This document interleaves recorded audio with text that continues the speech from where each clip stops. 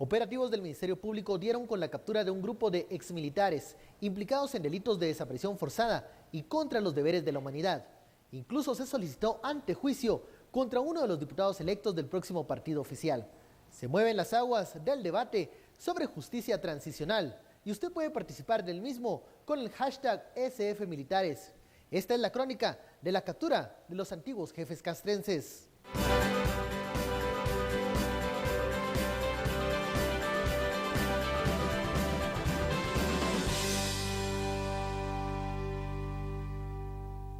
El Grupo Especial Policial, así como las autoridades del Ministerio Público, ingresaron a la colonia Lourdes en la zona 16, donde el Grupo Especial Policiaco tenía como objetivo rodear varias viviendas de militares. Las autopatrullas se podían observar en las calles y avenidas de la zona 16 para evitar que se escaparan los militares que eran buscados. Con gorros y atuendos militares salieron de sus casas, buscados por el Ministerio Público. Los fiscales a cada uno de los detenidos les indicaba el motivo de su captura de delitos de desaparición forzada y delitos contra los deberes de la humanidad. Durante el operativo, familiares de los detenidos mostraron su molestia por la captura. Mire, ahí está un montón, no quiero decir nombres porque en realidad después lo andan llamando a uno, pero esas lágrimas son de tristeza y de honor, no son lágrimas de que tenga miedo. El día que me quieran venir a agarrar a mí o agarren cualquiera de nosotros, somos militares. Aquí vivimos y entraron como 200 policías como que fuéramos nosotros asesinos, como que fuéramos delincuentes. Los delincuentes están en el Congreso. Muy buenas noches, bienvenidos a Sin Filtro este miércoles 6 de enero. Vamos a conversar sobre estas 17 capturas a ex jefes militares, un total de 17 capturas. Recordemos que son 2 investigaciones que llevó adelante el Ministerio Público, que en conjunto con oficiales y agentes de seguridad, pues detuvieron a estas personas, en donde hay algunos militares, exmilitares, que tuvieron mucha influencia durante la década de los años 80. Para participar y que sus opiniones aparezcan al aire y también nosotros alimentar y enriquecernos con esta discusión, hemos lanzado el numeral SFMilitares. Bueno, y damos la bienvenida a nuestros analistas de cabecera, Estuardo Zapeta y Philip Chicola. Muy buenas noches. Buenas noches. Buenas noches. Comencemos a explicar y a profundizar un poco en estas capturas que poco tienen que ver con lo que ha sucedido, por ejemplo, en temas como el juicio de genocidio contra el exgeneral Efraín Ríos Montt. Hay que hacer las diferencias claras. Philip. Tal vez yo quisiera empezar explicando antes de entrar al análisis, para ponernos a todos en contexto. Este proceso es un proceso que data del 2012 y surge como consecuencia de una sentencia de un proceso anterior, que es lo que se denominó como la masacre del Plan de Sánchez. En la masacre del Plan de Sánchez se condenó, si no estoy mal, creo que fueron a 12 o 13 expatrulleros de autodefensa civil por la masacre de un grupo, creo que fueron como de 35 personas, no me acuerdo exactamente del número. Y en esa sentencia, el tribunal le ordena al Ministerio Público proseguir con las investigaciones sobre posibles violaciones a los derechos humanos en las zonas de las Verapaz. Derivado de eso, el Ministerio Público, 2012, inicia una serie de excavaciones en torno a la base militar número 21 en Cobán. Descubren fosas con restos humanos. A la hora de hacer las pruebas forenses, se descubre que 94 cuerpos de los encontrados en esas fosas, pues había alguna querella presentada, ya sea por desaparición forzosa, por estos 90 se delitos, identificaron. y estos se lograron identificar. Y entonces, derivado de eso, el Ministerio Público prosigue las investigaciones. En ese ínterin se da el cambio, sale Claudia Paz, entra Tel Maldán, siguen las investigaciones y hoy estamos viendo el final de ese proceso. También en el ínterin hubo una sentencia de la Corte Interamericana de Derechos Humanos que obligaba al Estado de Guatemala a encontrar a los responsables materiales e intelectuales de este proceso. O sea, ¿por qué es importante aclarar esto? Porque creo que ha habido mucho ruido de decir, es que es Tel Maldana la que inició el proceso, o es Tel Maldana la que ahora está haciendo AVE, etcétera. No, o sea, aquí hay que entender que esto forma parte del conjunto de casos que iniciaron durante la gestión de Claudia Paz y Paz. Es como una cola. Y algo que Tel Maldana aclaraba en la conferencia de prensa que dio al filo del mediodía de hoy, es que hay por lo menos unos 3.500 casos más. O sea, aquí estamos viendo una continuidad en el tiempo de parte de las acusaciones del Ministerio Público. En este caso particular, entiendo que la investigación se refiere a 7 eventos, o sea, 7 hechos particulares que desembocaron en algún tipo de violación a los derechos humanos. ¿Qué parte del 81 al entre el 86? 81 y el 87. Entonces, por eso es que vemos que hay comandantes o del grupo de exoficiales capturados el día de hoy, hay comandantes que sirvieron en el 81, otros que sirvieron en el 87, hay comandantes de batallón, hay comandantes de inteligencia, es decir, no es un caso, sino que aquí es un conjunto de casos que surgen como consecuencia de esa sentencia del 2012. Sería bueno profundizar y aclarar sobre los delitos a los que se les señala a estos exjefes militares: desaparición forzada y delitos en contra de la humanidad. Estuardo. Estos son son los que se están ventilando, pero yo quiero regresar a los 3.000, eran 3.600, nos dieron el número, arriba de 3.600, no, expedientes ya abiertos. Investigaciones en marcha. Investigaciones en marcha, ¿verdad? Y pues a mí me hace mucho pensar, y solo que me quede cabizbajo, pero a todos nos tocó, bueno, ustedes están muy jóvenes, de hecho, yo ya pasé más de los 50 años, yo tengo más de 50 años, a mí sí me tocó vivir el conflicto armado interno, y lo cuento porque así fue, o sea, ahí está toda la evidencia, todos los artículos que escribí y todo, de cómo posiblemente la información que no tuvimos en cierto momento nos hizo tomar una decisión equivocada. Y les pongo 2 ejemplos, y un ejemplo muy, muy personal, muy de la familia.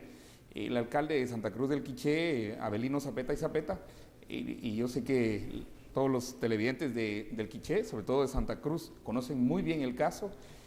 Por mucho tiempo, él fue asesinado, ¿verdad? Y su hijo también. Por mucho tiempo, la culpabilidad, digamos, y fue en el 82, precisamente dentro de este caso, fue, digamos, aún familiares que decidimos entrar a una denuncia, pero no una denuncia para obtener dinero, no una denuncia para ir a la CIDH a decir necesitamos tantos millones, no, sino a decir hay una muerte que tiene que ser investigada. Culpamos al ejército. ¿Cuál fue la sorpresa? Y esto lo tiene precisamente un primo mío, Roberto Zapeta Zacarías, en su libro Mi testimonio de la guerra es la paz, en la cual toda la investigación al final lleva a que no fue el ejército quien mató, por ejemplo, al tío Avelino, al hijo, y todas las consecuencias y muchos otros. Hay 13 asesinatos en el libro de él, sino que había sido precisamente gente del CUC, del Comité de Unidad Campesina. Eso se supo mucho tiempo después. Entonces, ¿por qué cuento esto? Y yo sé que Roberto nos está viendo, y el libro está ahí, el testimonio está ahí. Mucho tiempo después llega la familia a querer contar el caso para que aparezca el caso en la Comisión de la Verdad, que es otro de los documentos que se va a utilizar obviamente y que se utiliza como un documento de referencia, y oh sorpresa, no aceptaron. La Comisión de la Verdad no aceptó que se pusiera este caso, que era un caso dentro del contexto que las Naciones Unidas había dicho que iban a entrar todos los casos. Pongo este ejemplo porque es muy, muy personal, muy de familia, muy, muy mío si ustedes quieren, pero de cómo vimos la guerra. Luego vienen muchos estudios, luego viene todo. ¿Que ha habido justicia? Yo sí estoy de acuerdo con la gente que dice que no ha habido justicia. Y no ha habido justicia de ambos lados. Pero sale una pregunta también que yo creo que hay que plantearla aquí en las redes sociales, que ha sido creo que la pregunta fundamental de la tarde, y dice, ¿y solo estos van a ser juzgados? Me refiero a que si hay 3.600 expedientes de militares hechos durante el tiempo de la que fue fiscal general Claudia Paz y Paz, y que ahora se empiezan a ejecutar, se empiezan a llevar los arrestos y las aprehensiones y todo, tenemos también casos de guerrilla. El único caso que yo conozco, por lo menos reciente, es también un caso que había sido indilgado al ejército, que era el caso del aguacate, la masacre del aguacate. Y resultó que no había sido el ejército, el aguacate, porque es muy cerca de donde yo vivo, en Chimaltenango. Y hay un condenado por ese caso. Y hay un condenado, precisamente, un comandante guerrillero, precisamente por eso. Pero me refiero a que también hay una cuestión de comunicación, hay una cuestión también de información, y hay una cuestión también de percepción, que tenemos que estar nosotros... Y un poco romper también el tabú de hablar de estos temas, ¿no? Sí, porque digamos... A ver, cuando cae la luz se pueden ver todas las aristas y ya fenómeno. Ya estamos lejos de eso, como decía mi mamá, sobre la memoria de la familia. Ni un centavo, mi hijo decía. Pero, ni un centavo, ¿verdad? Philip, entrando justamente a este tema, porque eso también es otra pregunta que nos hacen en redes, y es, ¿por qué pareciera que hay mucha persecución de militares y poca de guerrilleros? En gran medida tiene mucho que ver con la prueba, porque vean, veamos el caso de hoy como un ejemplo. En el caso de hoy, ¿qué ocurrió? ¿Cuál es la lógica del Ministerio Público? Busca las fosas, los cementerios clandestinos, hay denuncias, entonces lo que hace es chequea el ADN de los cuerpos encontrados con el ADN de los familiares, entonces ya que se descubre que hubo un ilícito cometido, van y revisan en los archivos militares quién era el comandante, los batallones. En la línea de mando. Probablemente hay hasta registros de operaciones. En fin, digamos que el ejército, por ser un actor institucional de Estado, llevaba el control de su actuación. Es lo que generó, por ejemplo, en el caso de Ríos Montt, el tema del Plan Sofía, que el Plan Sofía establece todo el registro de qué se hacía, dónde se hacía, quiénes estaban y demás. En el caso de la guerrilla, es complicado para el Ministerio Público proceder con una investigación porque la guerrilla no lleva registro de absolutamente nada. Entonces hay que armar los casos sobre prueba testimonial, que es lo que se hizo en el aguacate. Entonces digamos que de entrada hay una asimetría en cómo perseguir, cómo la justicia persigue a cada uno de los bandos. Y esto no es exclusivo de Guatemala. Revisemos todos los ejemplos de persecuciones de delitos de lesa humanidad alrededor del mundo, y es mucho más fácil para un ente investigador procesar a los actores institucionales de Estado que a los actores paraestatales, por esa facilidad de la prueba. Y eso nos lleva a otra pregunta entonces. ¿Cuál es la forma más justa de hacer justicia? Vamos, la fiscal general que estuvo en el noticiero aquí en este estudio hace unos momentos mencionaba y se refería a estos casos. Ella mencionaba 118 expedientes que se están investigando de grupos paralelos que no tienen que ver con el ejército. Y segundo, otra anotación que hacía la fiscal era que muchos de los casos en donde se denuncian a otros grupos, ellos han encontrado que no hay una colaboración de parte de los denunciantes, entonces que eso les ha dificultado también profundizar en la investigación. Vamos al primer corte y regresamos con Estuardo, seguimos hablando de este tema. Ya lo sabe, usted puede participar con el hashtag SFMilitares y con el sondeo. ¿Cree usted que este es un mensaje para los militares que están cerca del presidente electo Jimmy Morales? Usted conteste a este sondeo que hemos lanzado en Twitter. Volvemos en un momento.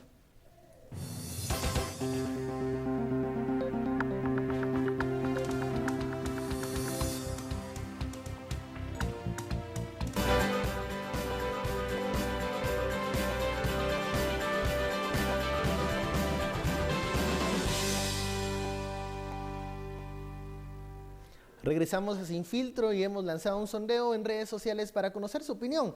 ¿Cree usted que esta captura de exmilitares es un mensaje para los grupos castrenses cercanos al presidente electo? Bueno, 58% de los internautas opinan que sí y un 42% creen que no es ningún mensaje. Bueno, son datos preliminares, son las opiniones de los usuarios de redes sociales. Nos quedamos con Estuardo. Yo quería agregar a lo que decía Philip, que también en teoría de derechos humanos, y eso lo tenemos que entender bien, es el Estado, al final de cuentas, es el único que puede violar los derechos humanos. Es el único culpable de violar los derechos humanos que debió haber defendido. Por eso que cuando entran entes estatales, en este caso el ejército, obviamente tienen mayor responsabilidad o van a ser presentados con mayor responsabilidad porque formaban parte del Estado. Aunque, por ejemplo, las convenciones internacionales de materia de derechos humanos sí incluyen a las fuerzas irregulares como sujetos de su jurisdicción. Pero eso es más reciente. En la teoría inicial de derechos humanos, en la primera ola de derechos humanos, en realidad es el Estado el único que que viola los derechos humanos. Tiene el poder de las instituciones. Yo le agrego a la historia de la familia, porque la historia tiene varios lados, ¿verdad? Y ya hablaba del tío y de los primos. Primos de los primos, por el lado de Zacarías, ¿verdad?, mueren quemados en la embajada de España. O sea, los familiares de Manuela Zacarías, la esposa de Avelino, ¿verdad?, que se unen al CUC, que los organizan en Santa Cruz, vienen desde la zona reina y se vienen a la embajada de Estados Unidos y mueren, embajada de España, y mueren quemados en la embajada. Entonces, hay tantas historias en esto, por ejemplo, esa misma quema de la embajada no ha sido clara, que fue en todo este contexto, ¿verdad? Entonces, hay muchos lados en este proceso. Lo que sí tenemos que llegar, y afortunadamente creo que la historia, los números y ya la proyección, porque antes se hablaba de 250,000 era como el estribillo, 250,000 muertos, y ha habido comprobaciones y ha habido muchos otros que han bajado de 250 a 200. De hecho, hay un profesor que escribe recientemente un libro acerca de historia que calcula en 46,000 aproximadamente los muertos durante el conflicto armado interno, cuando solo se decía 250,000, pero no se tenía ninguna base, ¿verdad? Vamos a ver las reacciones de los grupos que están en cada uno de los extremos, ¿no? Al saberse la noticia de la captura de estos exmilitares, estas fueron las declaraciones. Siempre ha pedido justicia, no ha pedido favores.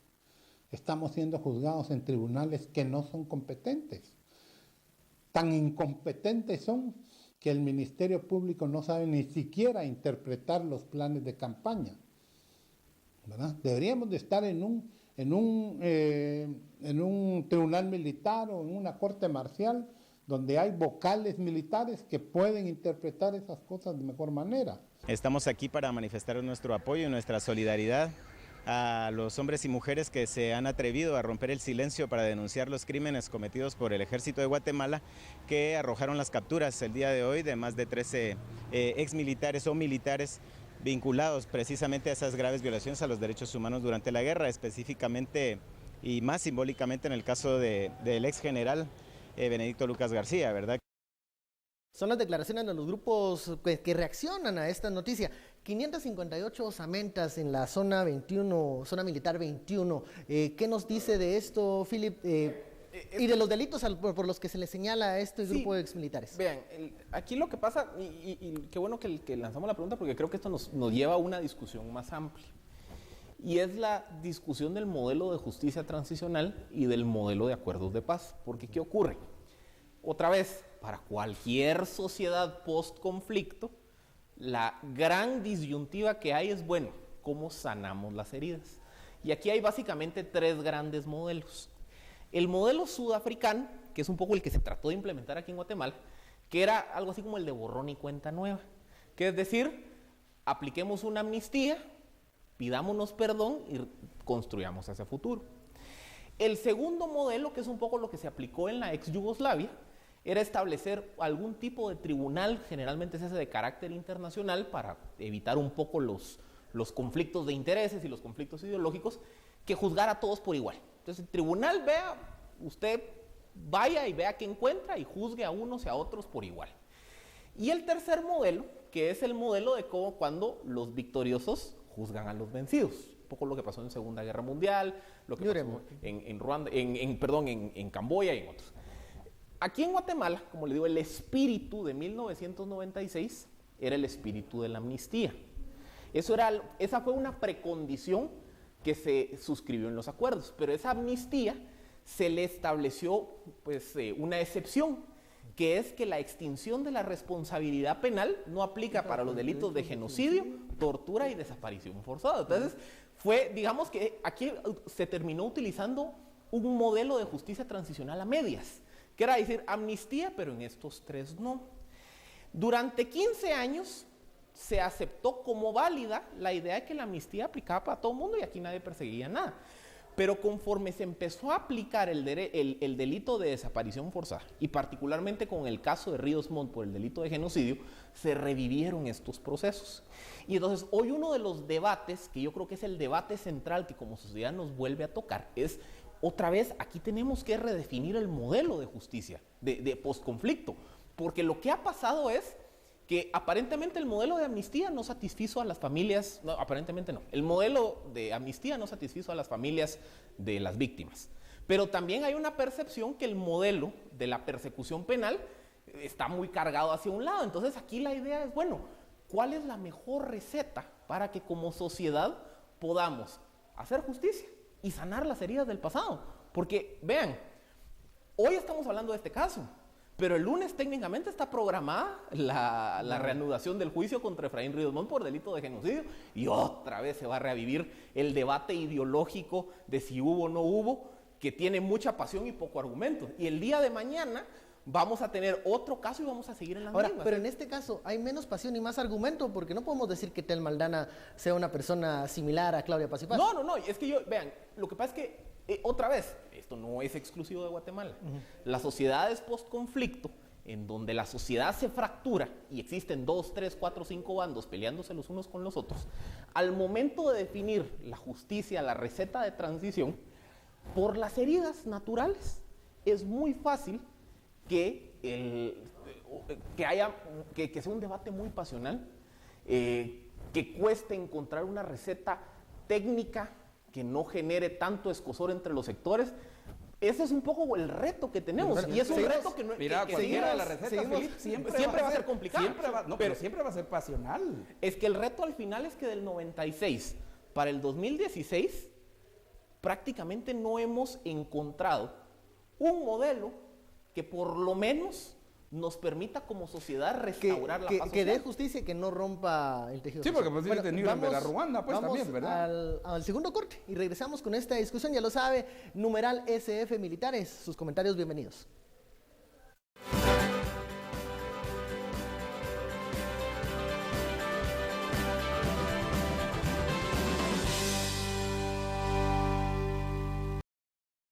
Regresamos a Sin Filtro, los mensajes, los comentarios en redes sociales, pues ya llegan a este foro.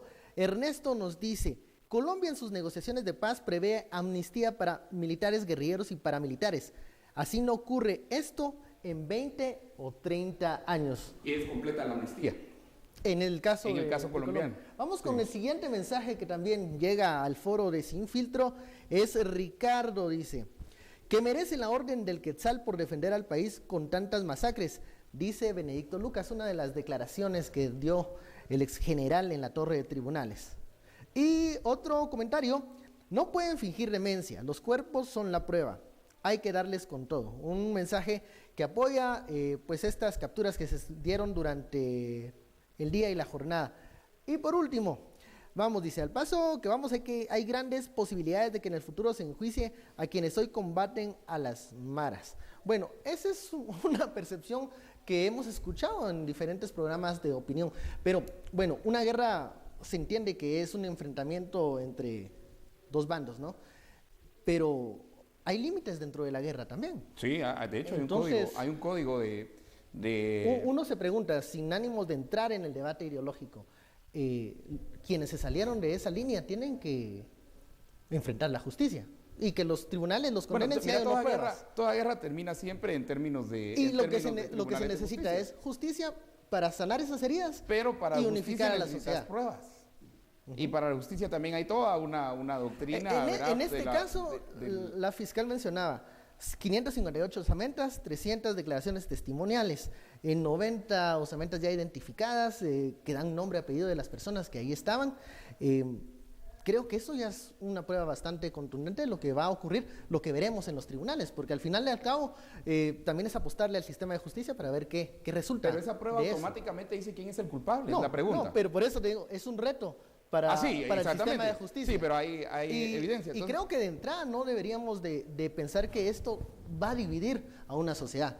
Bueno, la sociedad está dividida. La sociedad está dividida. Más atomizada, los comentarios. No puede estar, pero mira, puede ayudar a unir en el contexto a la sociedad, político, a la pregunta que se hizo con relación a si era un mensaje o no para Jimmy Morales, yo creo que sí es un mensaje para Jimmy Morales, y el hecho que sean exmilitares quienes lo rodean ¿verdad? Y eso no es muy difícil verlo, pues, que esté ABEMILGUA, la Asociación de Veteranos Militares de Guatemala, ahí alrededor, que esté un diputado electo, ¿verdad?, dentro de precisamente esas acusaciones. Hombre fuerte. Sí, del partido que entra a gobernar, dice mucho. Segundo, aquí veo un fracaso total del Programa Nacional de Reconciliación.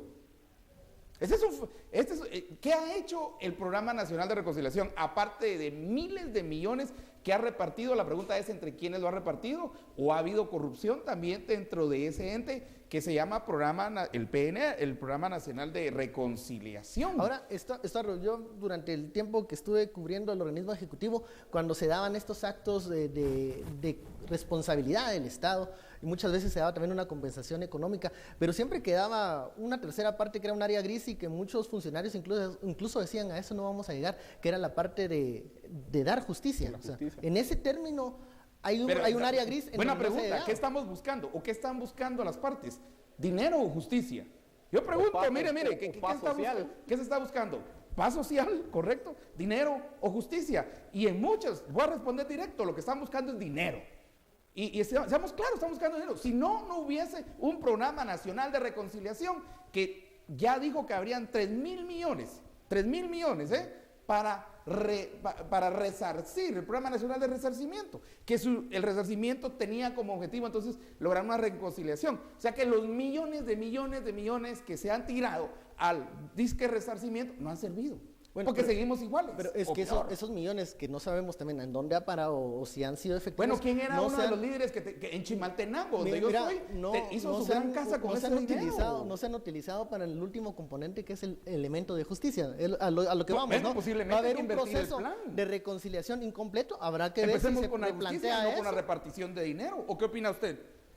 Y aquí el televidente. Veamos lo que opinan los usuarios de redes sociales con el sondeo que lanzamos en Twitter. ¿Cree usted que este es un mensaje para Jimmy Morales? 71 sí. 29 no. Se incrementó quienes creen que ven un mensaje claro. Y la pregunta es, ¿qué va a pasar con el hombre fuerte de FCN? Vean, es que tal vez llevando ahora el debate un poco más a la realpolitik, con puñaleto. De Edgar Ovalle, vean, esto hay que entenderlo. Bueno, ya, tenemos solo un minuto, jóvenes. Otra vez. Vamos directo, ya terminamos.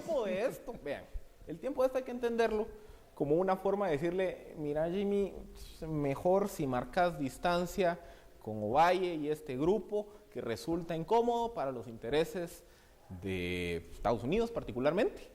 Y entonces por eso el golpe. O sea, por eso hay que leer la temporalidad del caso. Es el timing de la cosa. Pero otra vez, el debate macro. Porque por eso les digo, aquí estamos hablando de este caso, del timing, la realpolitik y demás.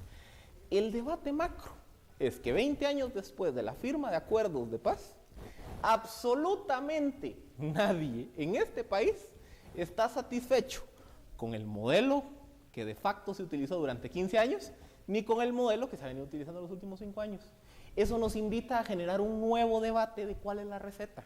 Porque es que si en 20 años, prácticamente una generación, no hemos encontrado cuál es la forma de encontrar justicia y paz social que satisfaga a la mayor de las partes, nunca vamos a reconstituir el tejido social. Y es que desde ahí tenemos que darnos cuenta que no está funcionando la cosa y que tenemos que replantearnos esquemas y que para eso implica romper pasiones, porque se ve en los debates, se ve en el comentario. Aquí no podemos sostener un debate de altura y de argumentos de si hubo o no hubo genocidio, de modelos de justicia transicional, de qué hacer, cómo juzgar, etcétera, etcétera, porque así afloran los prejuicios.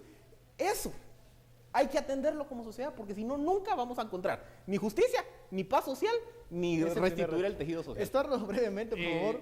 Rápidamente, vuelvo a preguntar, ¿qué pasó con el dinero? ¿Qué pasó con el dinero del Programa Nacional de Resarcimiento? Y segundo, tenemos un impuesto para eso, que ha cambiado de nombre. Ahora se llama de solidaridad, pero era el impuesto extraordinario y temporal de apoyo a los acuerdos de paz, el YETAP, hasta impuesto, vos, si hasta impuesto tenemos para eso.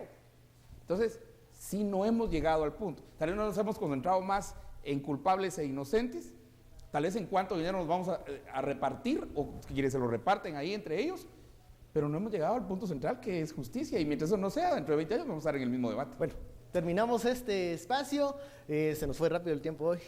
A ustedes muchísimas gracias por participar con el hashtag SFMilitares. De mi parte solo digo de que la justicia es un derecho al cual deben tener acceso las víctimas de ambas partes. Mi generación está cansada ya de la impunidad. Venga de donde venga. Esto es Sin Filtro, en donde usted saca sus propias conclusiones. Muy buenas noches.